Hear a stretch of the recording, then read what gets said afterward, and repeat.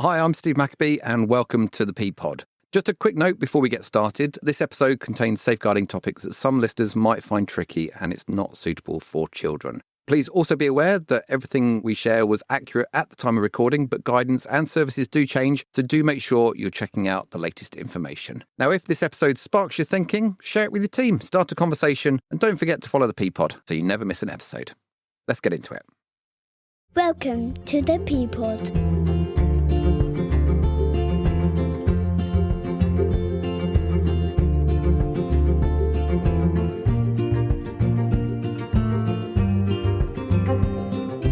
Okay, well, welcome back once again to the P-Pod, the partnership podcast from the Somerset Safeguarding Children Partnership. Now, today's episode, we're going to be carrying on with our theme of previous episodes, talking about the subject of child sexual abuse, which is such an important area to really understand. And I think more than anything, really develop confidence as practitioners in supporting children who have experienced abuse themselves.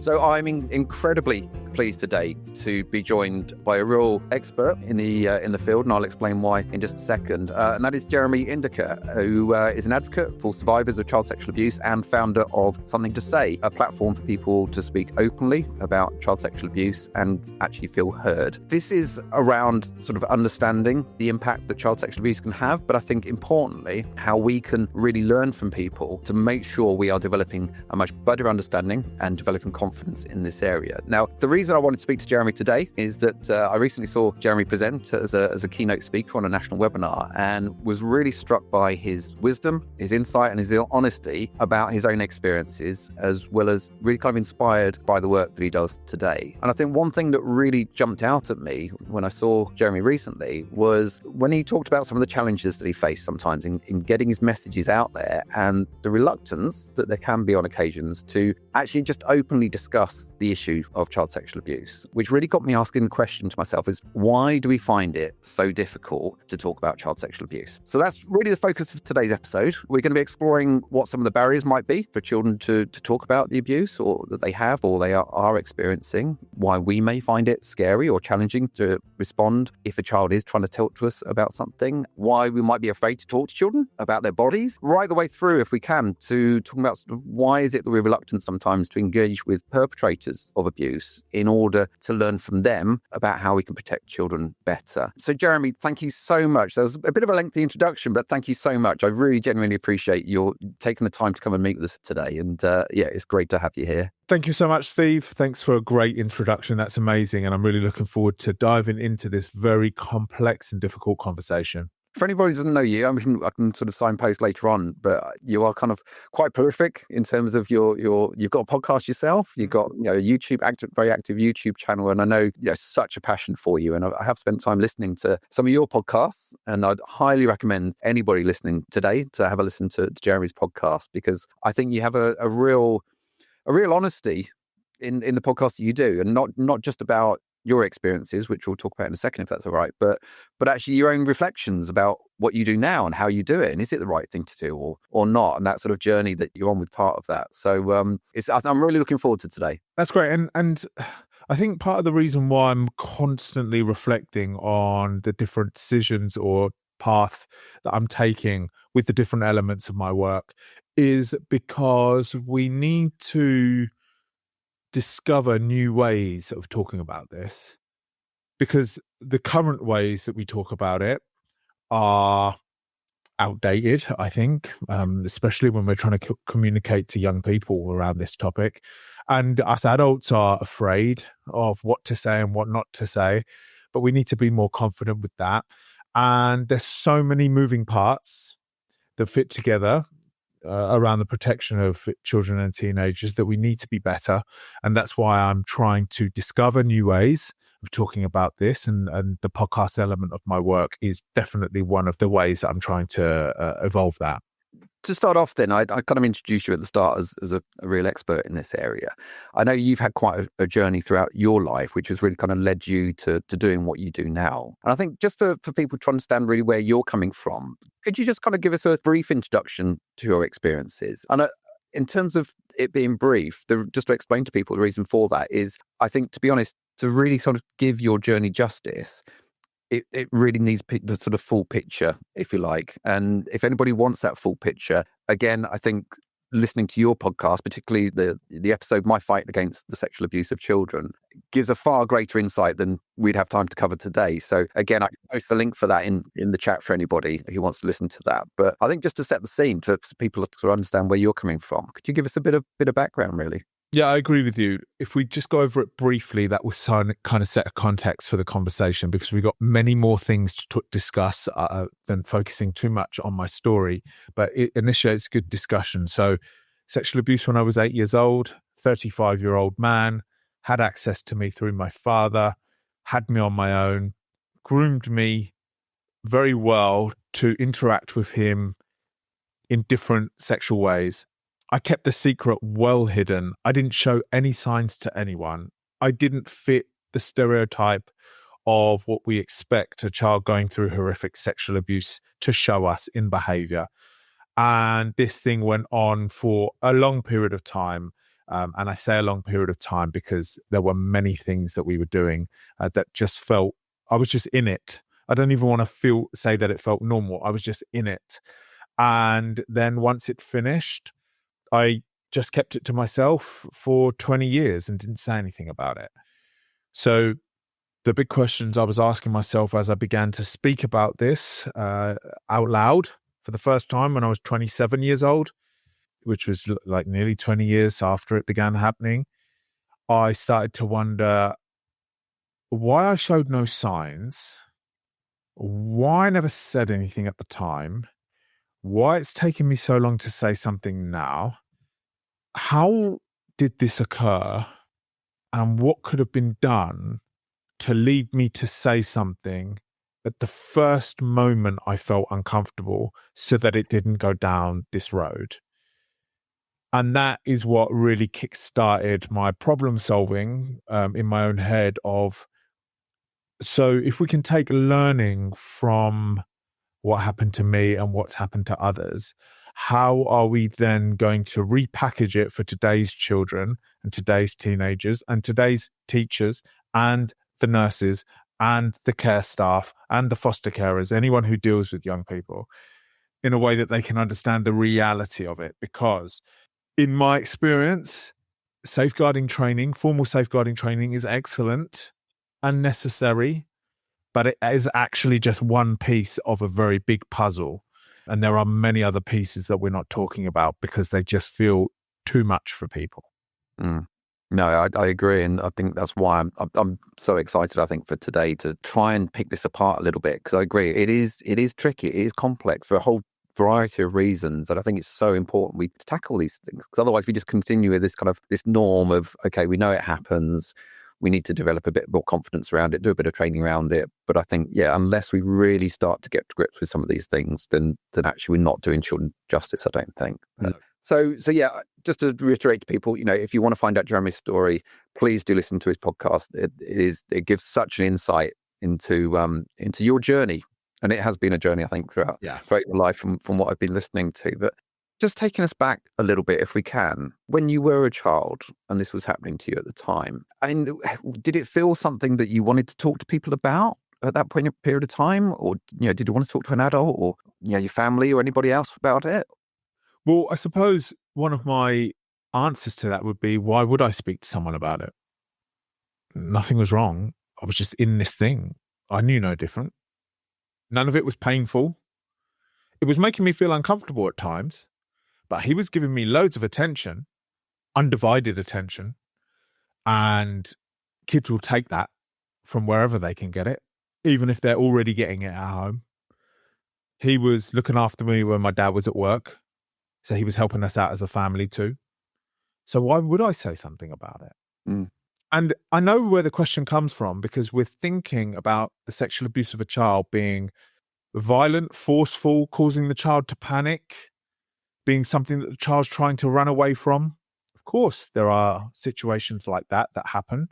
But actually, through doing this work now, coming up to 8 years, that type of forceful, violent, where the adult has the kid pinned down and the kid's kicking and screaming, "Get off me," that's actually a minority of cases, especially when we're talking about prepubescent children. We're talking about trickery. We're talking about manipulation. We're talking about coercion. We're talking about coming across as being trustful. Of course, we have to understand that I was 8 years old in 1993. So added to what I was saying of why would I tell someone, I hadn't been educated with the rules around my body like we are brilliantly doing now with primary school children, just teaching the no-go zones or private areas, however the school want to label it. So actually, I didn't have any tools or knowledge to understand that what was going on with me was against the rules, and this is something you need to tell someone about. But even with today's children, with all the education that we give them in the prepubescent stages of their life, in the primary school stages of their life, key stage 2 and key stage 3 in education terms, it's still easy to get them wrapped around your little finger. Easy. It's quite simple, really. First of all, you just pay them a lot of attention and praise them and make them feel good. Dopamine hits for days. And they're all yours, really. And when I come at it from that kind of angle, it makes people feel very uncomfortable. And I have recently, actually last week, had one of my posts where I come at it from that kind of angle. I had my accounts restricted on social media because they told me that I broke their community guidelines. And I find that very, very frustrating, of course, because we all know what is allowed on social media, hugely sexualized content. We know how the algorithms work. You know, we've just seen Inside the Manosphere from Louis Theroux on Netflix, and then my content gets shut down because I talk about it in a way that people just can't handle or don't want to handle. They don't want to face it. But if I can help people understand, or if I can add to the conversation around, this would be so easy to get a child to do something with you, right? It would be so easy, really, even though they're educated. Then we can actually start seeing the severity of the situation that we have on our hands and that we need to take action, and it needs to be a matter of priority, because we're not just talking about sexually abusive situations.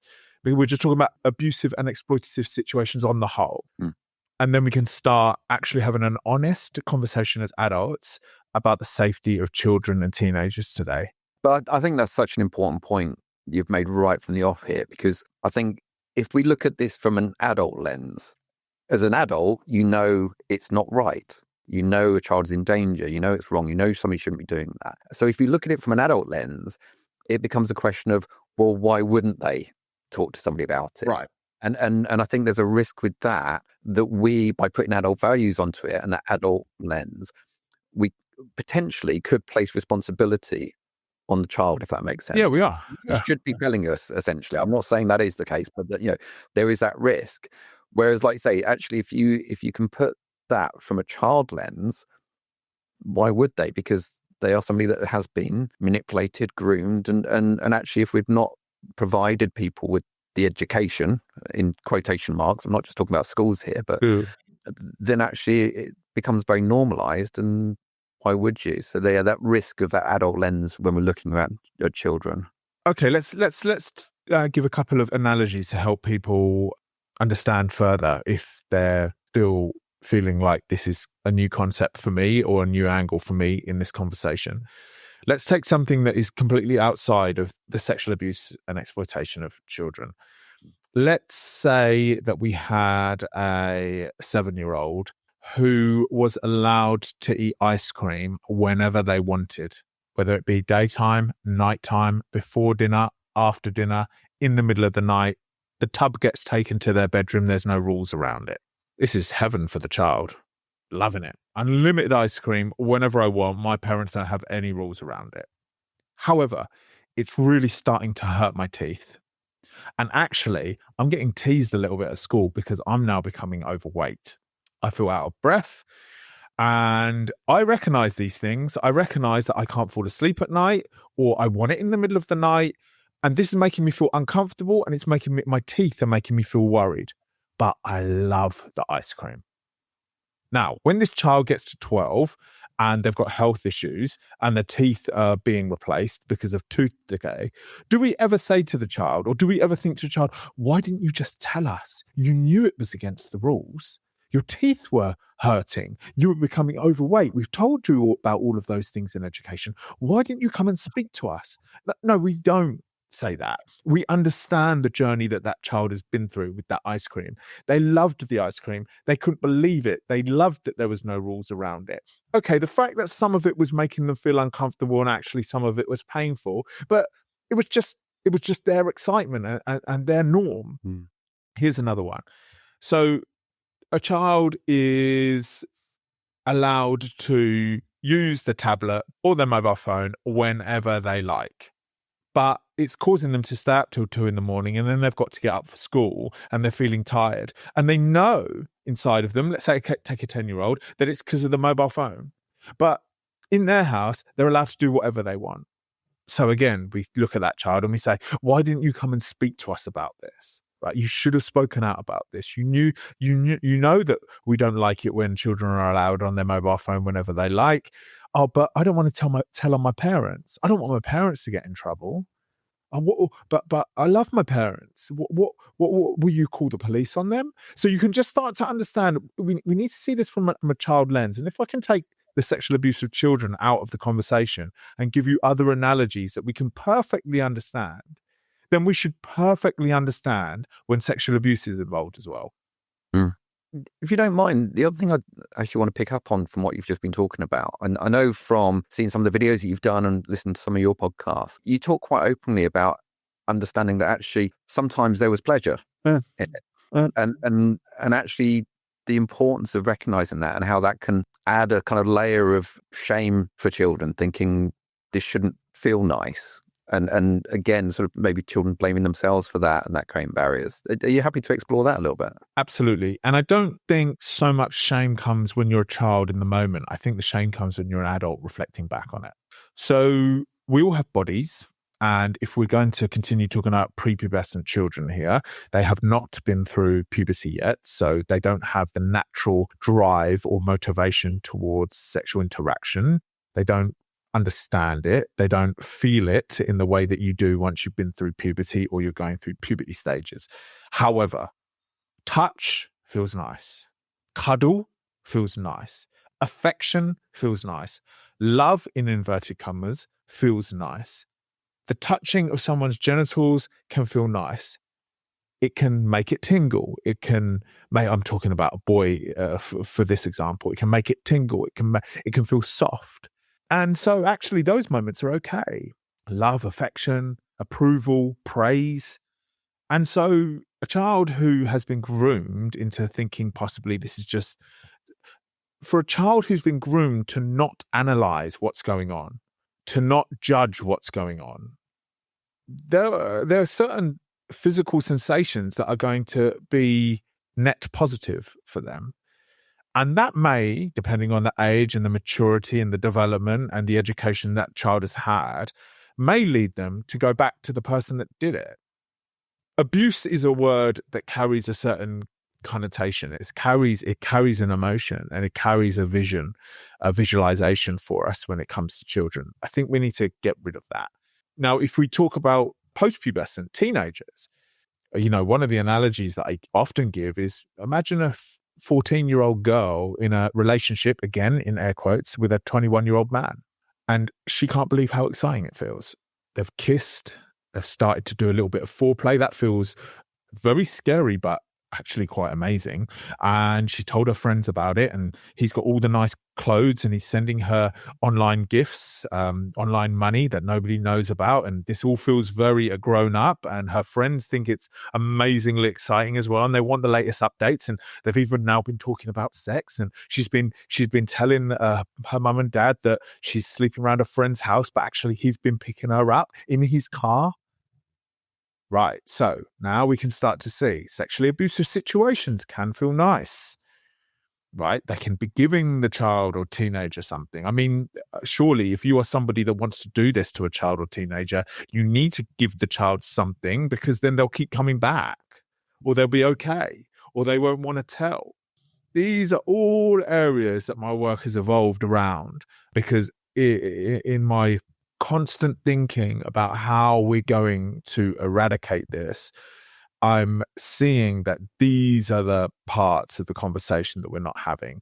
And in not having them means that we are only covering one or two pieces of the bigger puzzle, which then means that we're ill-equipped to actually engage with children and teenagers on the topic, because then our education becomes through one lens.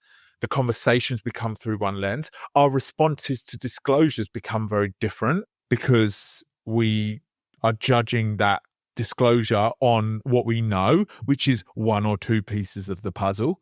And then we just become a school or an organization or a charity or a police force or a council who are actually just ill-equipped and not feeling confident. And when we're not confident, young people sense that. They sense that. They're very good at reading that. And if we're not confident, we stand no chance that they're going to come to us. They'll just go to their friend and keep it quiet. Done. And it's interesting. I know you mentioned there for yourself, the abuse started when you were 8. And you then talked about how you didn't actually talk to anybody about that until your late 20s.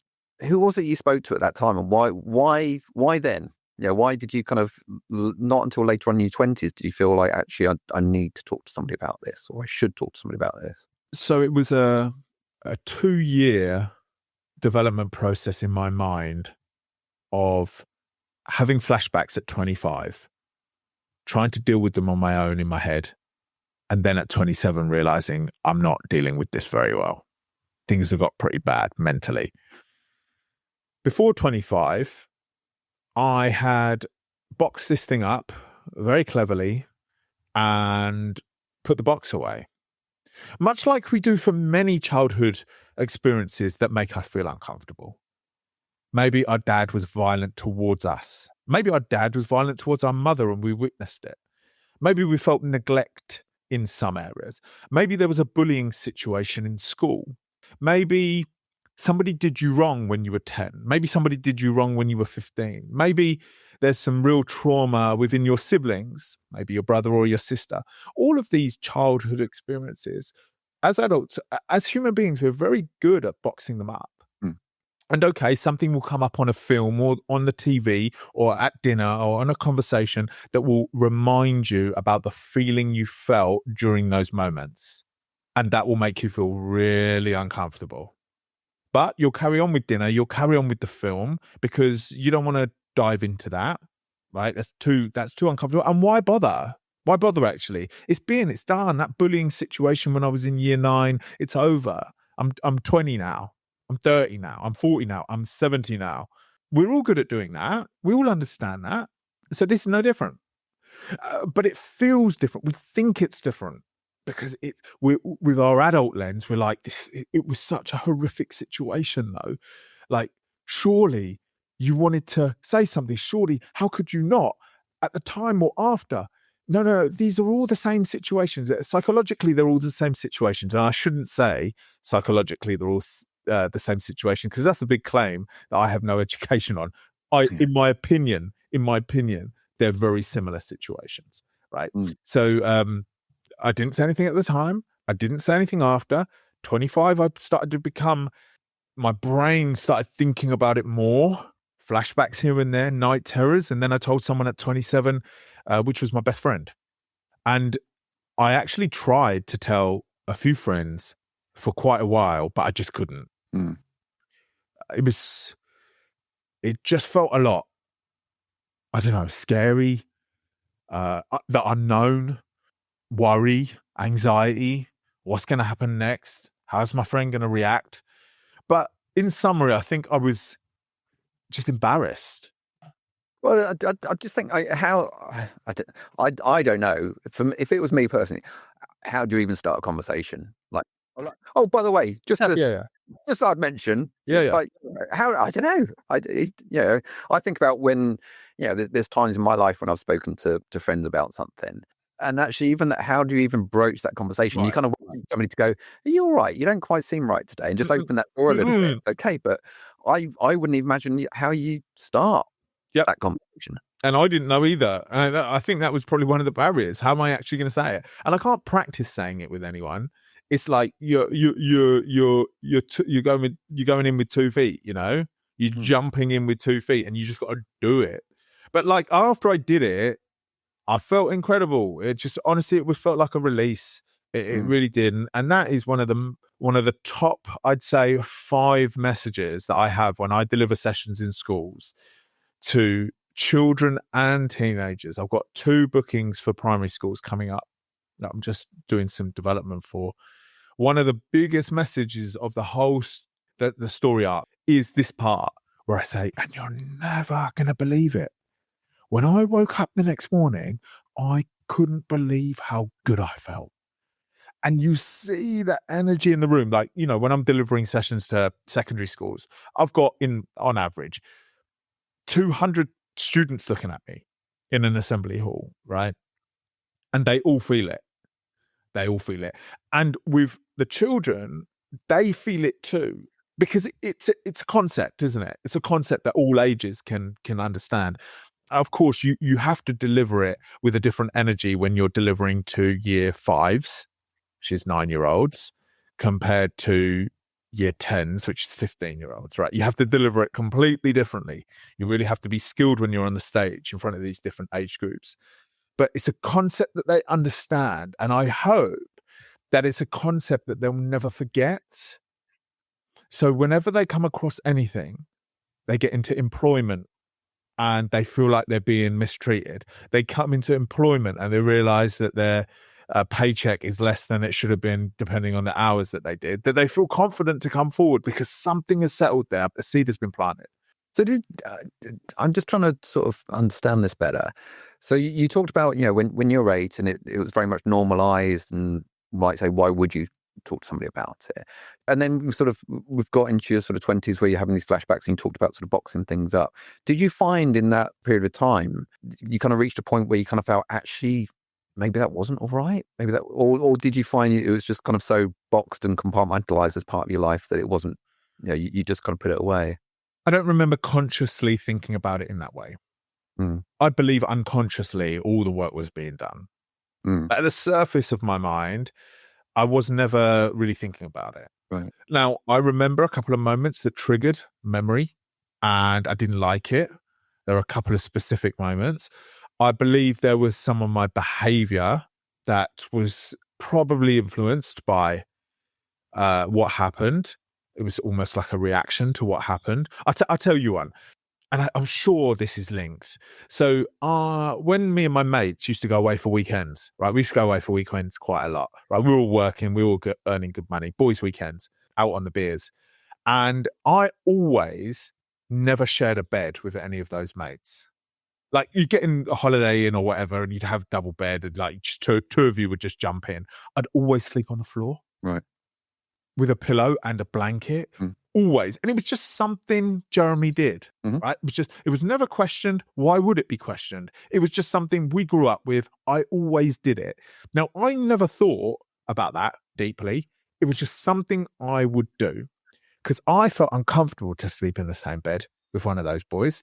Not because they're going to do anything to me. I've known these boys for decades. I met most of them in my primary school. I'm completely comfortable with them. But maybe somewhere in my brain, it felt like a vulnerable place, right? Because it's not in your control. You're asleep. You're in bed with another male. And maybe my brain didn't want to go there because it felt uncomfortable. It felt upsetting, or I was worried about triggers. Now, was I doing that consciously when I was 21? No.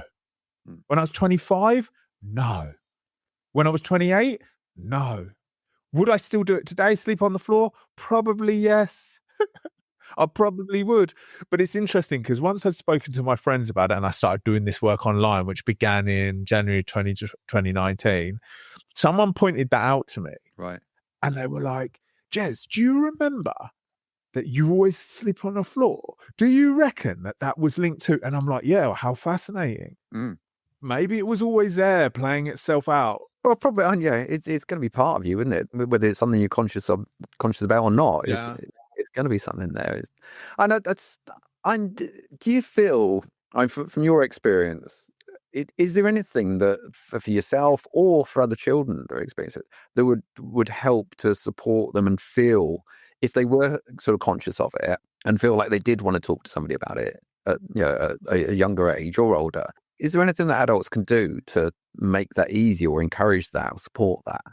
I think something that schools need to do, primary schools, secondary schools, college settings, is explain to their students what can happen if you disclose something. Because I imagine there are so many that are not coming forward, going into that DSL office and speaking to the school counsellor because they're worried that the police are going to be called and their parents are going to be arrested.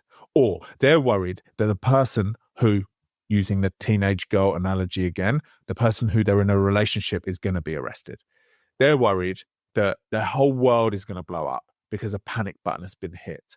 Now, in some cases, there will be the panic button that needs to be hit because possibly the situation's ongoing and that child cannot return back home if the abuse is happening at home.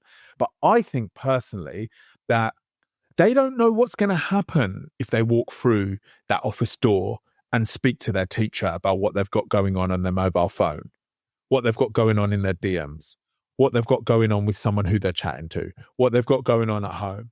So they're not going to come and speak to us because they're not confident with us. Mm. So my opinion is they need to understand a little bit about what's going to happen if they do say something about something, because it's all good saying, please come and speak to us. We will help you, which I think is a necessary message and should be reiterated often. But how are we going to help you? If you come and speak to us about a situation like A, these are the possible options we will take, but we will never take them in this scenario without speaking to you first. You will always have control of the process. There are some times when you won't have control of the process because there's immediate danger and we need to help you with that, but you will still be involved in the conversation. So we are being honest with you and we want you to be confident with us. Now, of course, again, for year 5 students, you're going to deliver that message very differently to the year 9s, for example. But I think that is one of the pieces of the puzzle that we should be laying down that we haven't. Mm. No, I agree. And from hearing you talk just then, it had some real echoes for me from a previous episode I recorded with EJ, who talked about her experiences of abuse by her stepfather. And I think something that really latched onto me. She talked about several things. And one is that she did try and tell people for some period of time. You know, she was dropping hints left, right, and centre. And like we said earlier, she just wanted somebody to say, "What do you mean by that?" Just to open that door. But I think something really interesting that she said to me at the time. She said, "Until the point I told somebody, I had control of the situation. Not that she was controlling the abuse that was happening or anything like that, but she had a level of control where she could choose to talk to somebody or not. It was something that was hers that she could hold on to throughout all of this." And then she also said, but the minute she did tell somebody, and the way she described it, similar to herself, kind of talking about an explosion, she talked about throwing a hand grenade into the room. Yes. She threw it into the room and it exploded. And all of a sudden, from that point forward, I didn't know what the hell was going on. I didn't know who knew, who didn't know what they knew. I was walking down the corridor and didn't know whether that teaching assistant knew all my personal, life details. And then similarly, she said, the next day she turned up at school, went to the office, and there's a police officer there. And she was like, oh my God, am I going to be arrested? Or still didn't know what was going on. And so it's something I always try and instill to people is just make sure you're working with children to empower them. This is their journey.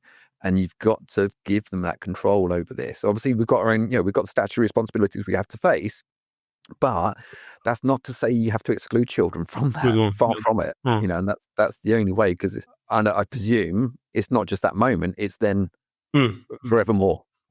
As part of that journey. Okay, so with this example that you've used of EJ wanting to tell someone or dropping hints and hoping that an adult will notice, this is why a number of lived experiences are so useful to utilize in school settings.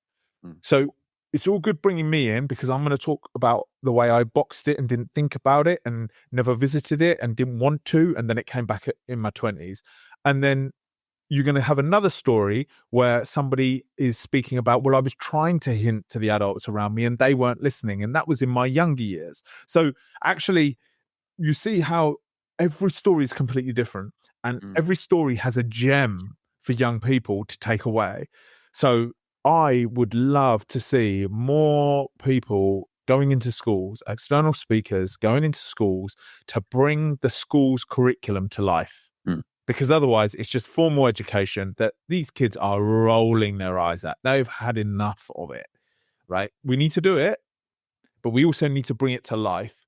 And with a lived experience speaker coming in, not only can they do that, but then the next PSHE lesson, that teacher can refer back to the story and implement it alongside the curriculum to make it more relatable for young people. I tell you what, if we can we go on to that in a minute? I think before we sort of get to that, I think we've kind of talked about children and why children might not talk about the abuse they've experienced. I think the other thing I was really keen to explore today, and it's something that comes out, I think, particularly in the National Child Safeguarding Practice Review Panel, I Want Them All to Notice report, and they talked about how often there was a real lack of confidence in professionals in feeling confident to respond if a child does disclose to them, and how sometimes that might lead to people consciously or subconsciously avoiding the conversation in the first place. Again, just thinking about EJ and thinking about, she was trying to tell people, and she did say that actually it felt like it was quite a blatant hint that she was trying to drop, and the conversation suddenly went, oh, look at the weather out here, sort of thing. What do you kind of feel or see as some of those sort of fears that professionals might have about sort of responding to disclosures? I think one of the things that's increasing the fear within professionals is getting it wrong, missing something within the advice on what to do when you respond to a disclosure, or saying the wrong thing, or not knowing what to say at all, or responding in a way that isn't according to the book. And I think that it's going to be useful if, as a baseline, we can all understand that we are human beings before we are teachers or police or social workers. And we are definitely in our career going to get some of this wrong. We are definitely going to say the wrong thing in some moments. We are definitely going to ask the question that was advised not to ask during that disclosure. And if we could say that 20% of the time we're going to get it wrong because we are human beings, then we can just relax a little bit, which is what these young people need. And we can try our best, which is what the young people need.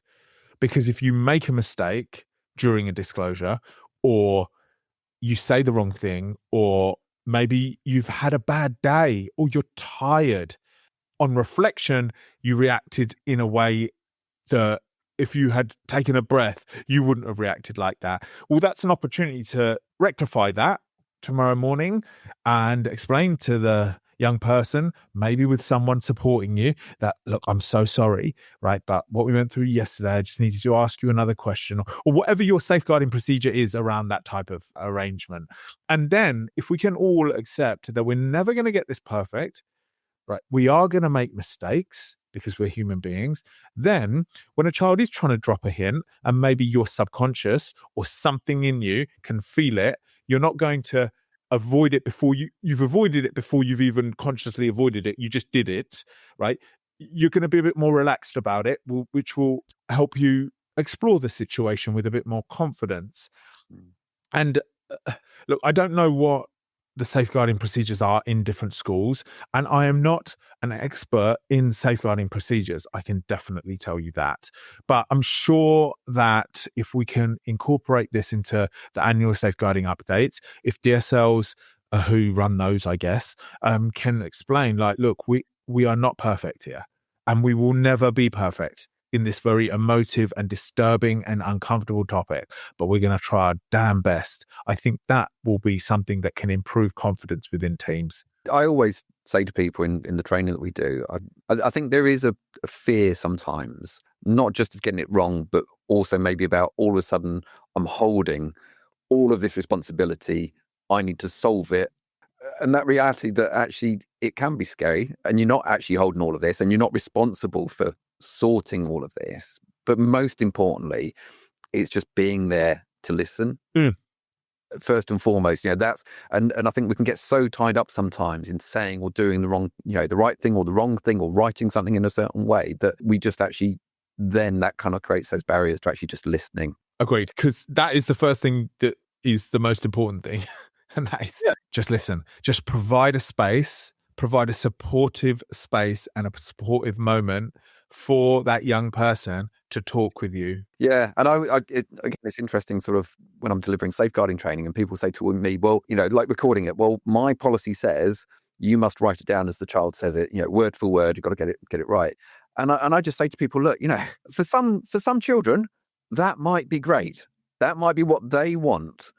For others, you pull out a pen and paper and the first thing they're going to do is, well, this is scary. And and so again, it's about letting the child lead that. What do they feel comfortable? Talking to them about it. Actually, I want to make sure I get this right for you. I want to make sure I do the right thing. How are we going to do this? What feels right for you? Does it feel right if I write it down as you're talking because I want to get it right and we'll do it together? Right. Do you want to talk for a little while, then maybe we'll agree, we'll just pause and then we'll get it down? Or do we want to just talk for a bit and then maybe write this together? Whatever it is, but I think we can get so tied up in procedures that we take out the child, and they're them leading this. Yeah, understandably so. Yeah, understandably, we get caught up in procedures because we don't want to get it wrong, especially with a topic like this, and we're trying to cover our backsides. Like that's part of, I suppose, working culture, isn't it? You don't want any blame or any wrongdoing landing on your table. But I think from what I just heard from you, the training that you're delivering and where you're giving people options, right? Okay, so in an ideal sense, when a child is disclosing, we are writing notes because then we're not going to forget anything. Right, ideal situation. But that's never going to be an ideal situation for every child that discloses, as you mentioned. So what are your options? What are your techniques to be flexible during the disclosure and ensure that the child feels in control, they feel empowered, they feel comfortable? And I think those three options that you gave are so wonderful. And that is the kind of training that needs to be delivered. I know that, just kind of moving on a little bit, the other thing I wanted to pick up on when you were first talking, we talked about sort of educating children about their bodies, and actually if you're not educating children, again, I'm using this a lot of air quotation marks today, but we're not just talking about schools here, we're talking about actually that just confidence in talking about bodies. And again, listening to some of your other work, I thought, again, really interesting point. You talked about actually how we're quite comfortable in naming pretty much most parts of our body. Your nose, this is your ear, this is your chin. But whenever it comes to genitalia or anything like that, all of a sudden we bring in nicknames, Button, Willie, and it just. I mentioned this to somebody actually this morning, and it really resonated for them because they were talking about their child, and she was just like, "God, yeah, I do that all the time. We just, I just don't feel comfortable saying penis. Yeah, like, oh my God, and it's really interesting. I think how we have sort of built that up, and I know there's some brilliant programs out there that kind of encourage children to talk about their body, feel comfortable about their body. I've spoken to the NSPCC previously where we talk about programs like Pants and Speak Out, Stay Safe. And, why is it that you think as adults, we feel so uncomfortable having conversations with children about certain parts of their body?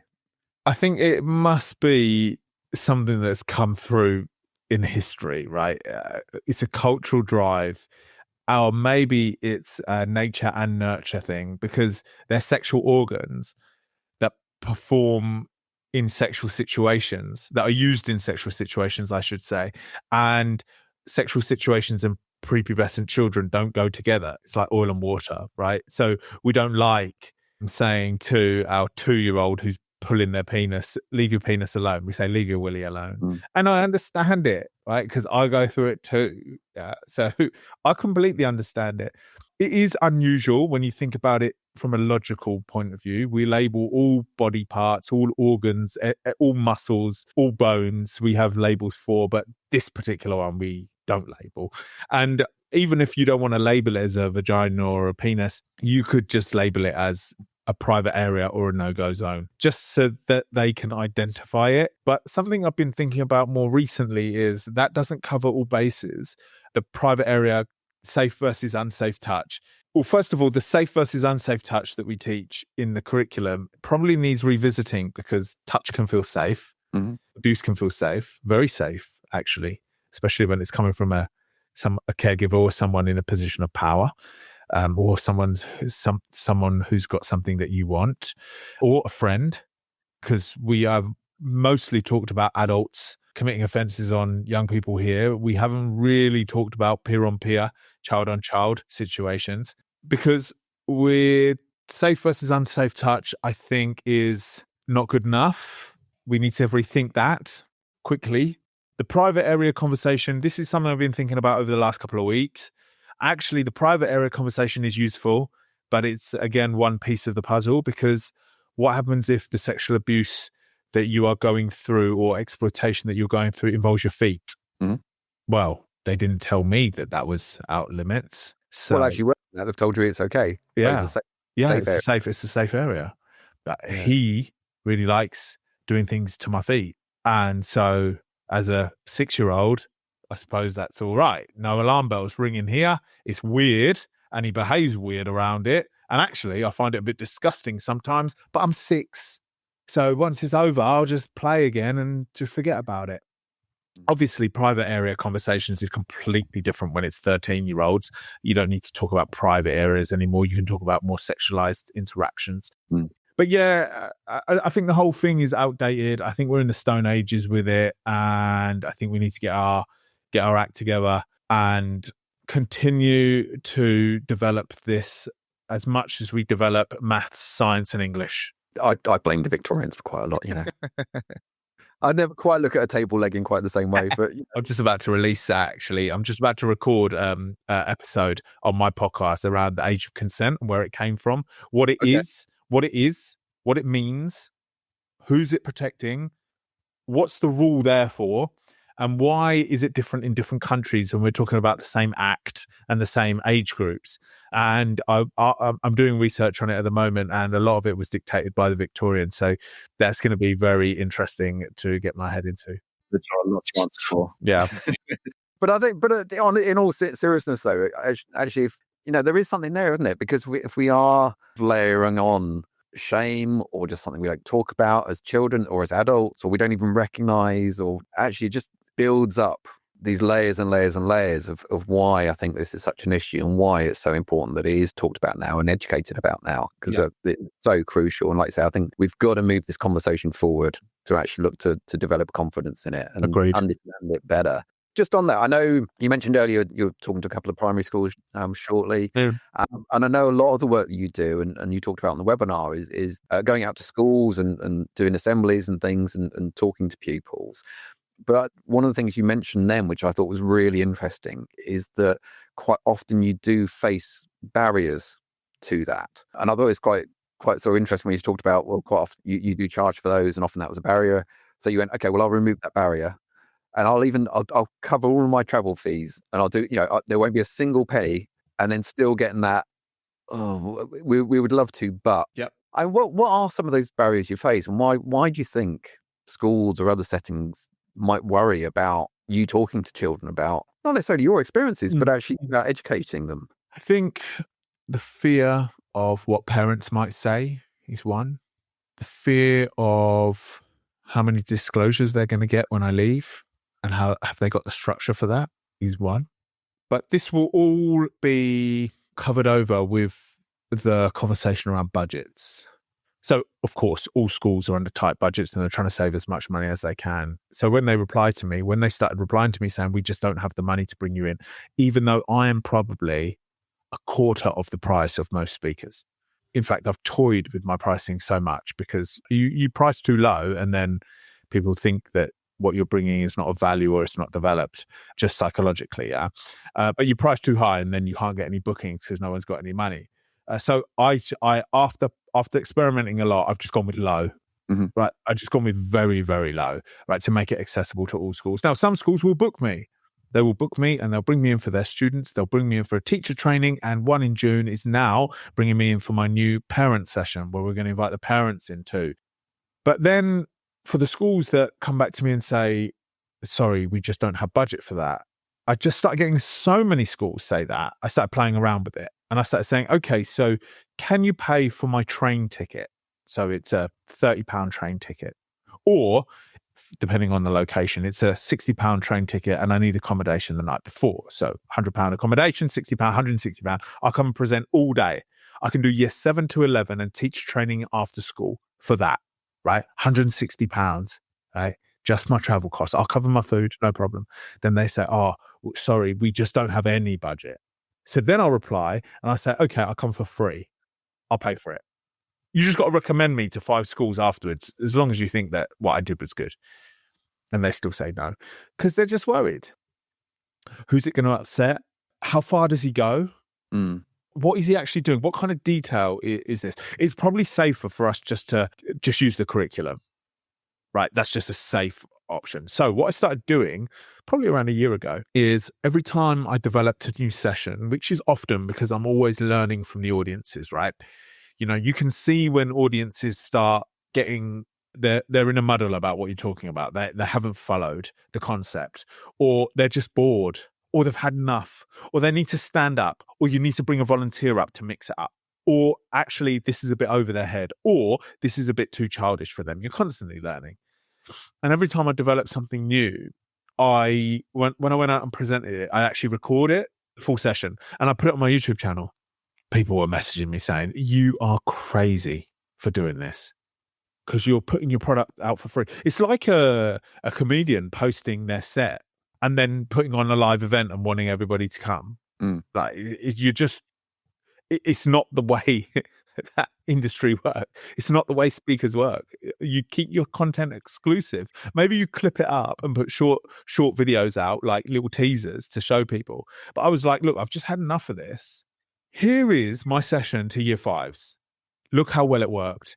Here is my session to college students. Look how well it worked. Here is a session of my teacher training. Look at my approach, because it is not what you think it's going to be. I do not once mention common signs. I do not once mention responding to a disclosure. You already know that. And if you don't, you should do. You can get that information from trainings like yours.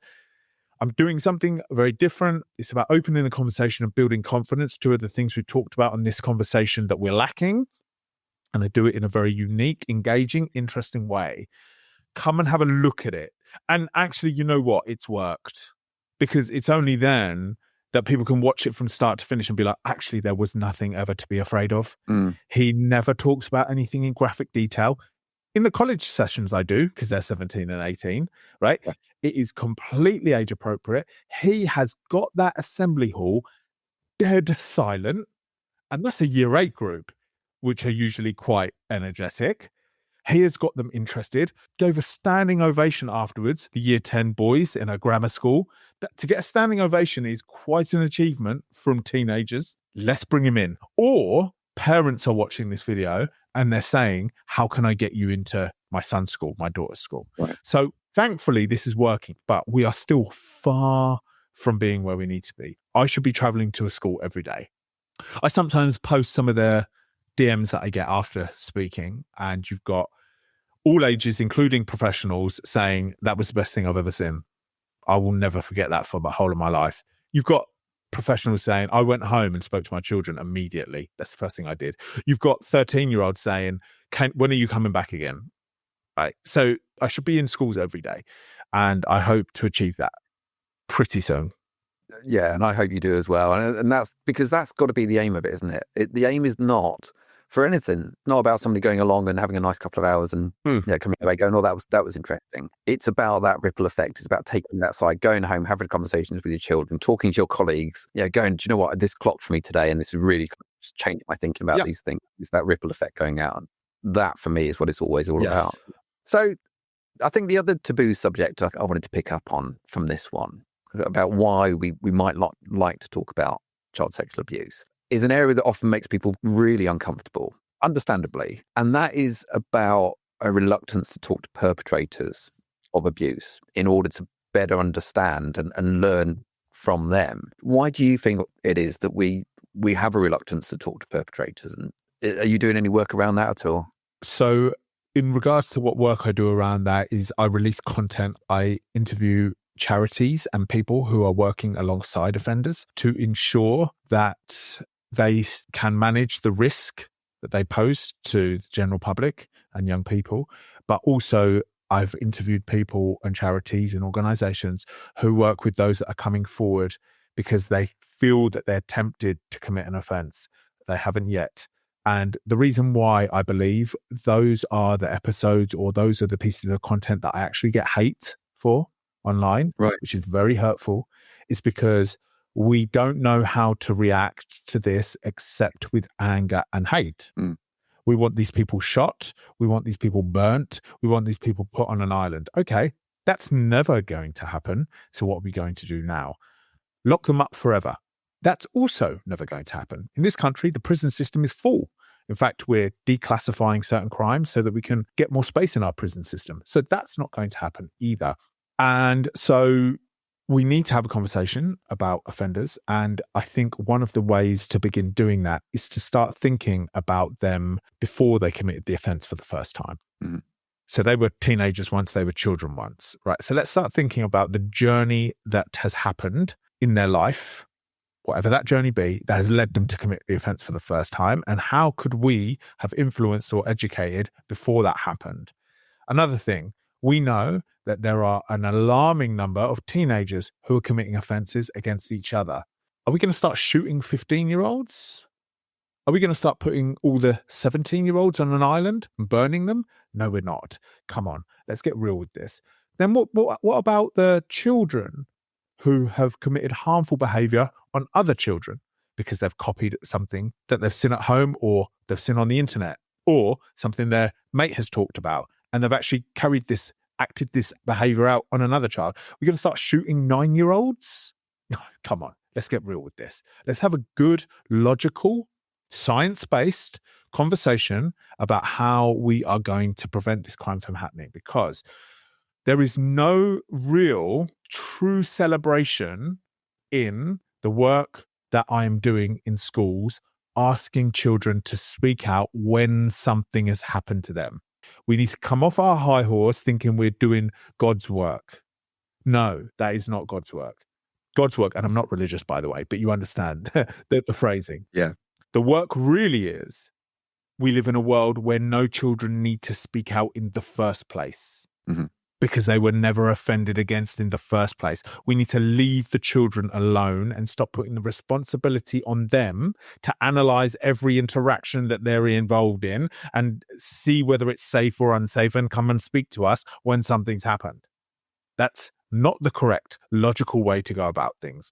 The correct and logical way to go about things is address the children, the teenagers, and the adults that are committing the offense, or even better, thinking about committing the offense and influencing them to not do it in the first place. Mm. And then that is real prevention that I believe we are 10 years off even discussing it. It was interesting, actually, because I did a previous recording with the wonderful Lucy Faithful Foundation. Yep. And we talked about the Stop It Now campaign. And in the early conversations, they said, well, just in terms of Stop It Now, it can be a bit controversial, just checking you're happy with it. And I was like, why would it be controversial? The fact that you are engaging with people who are on the cusp of possibly the first time or repeatedly thinking I may harm a child and helping them to not do it and prevent abuse from taking place in the first. Why should that be controversial? Yep, it's madness. Yeah. It's madness. The media doesn't help sensationalize headlines and the way they portray things. But, Lucy Faithful Foundation, all respect to them because they continue pushing, right? And they have anonymous phone lines and they have teenager support. And maybe as the light continues to get shone on this, we will see sense.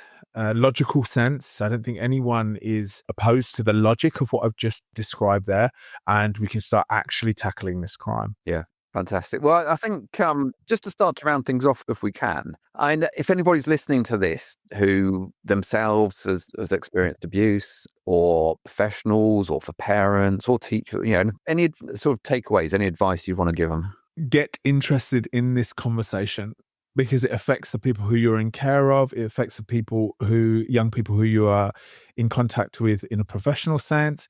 It affects your children, if you have them, and your own family. Just get interested in raising your awareness around this conversation. Listen to a couple of podcasts, watch some films that have this subject matter in them, and just get educated, because now with the birth of the internet and devices in children and teenagers' hands, we are up against it. Definitely. Well, and on that note, I know I mentioned right at the start, you've done a huge amount of work and continue to do a huge amount of work, with your YouTube channel, with your podcast series, with your websites, with something to say as well, and the work that you're doing around that. So if anybody's kind of listening to this, if they want to find out more about the work you do, where's best to signpost them to? Please check out my website. That's the home of all the work that I've created. It's www.jeremyindika.com. I'm also available on every social media platform under Jeremy Indika, INDIKA.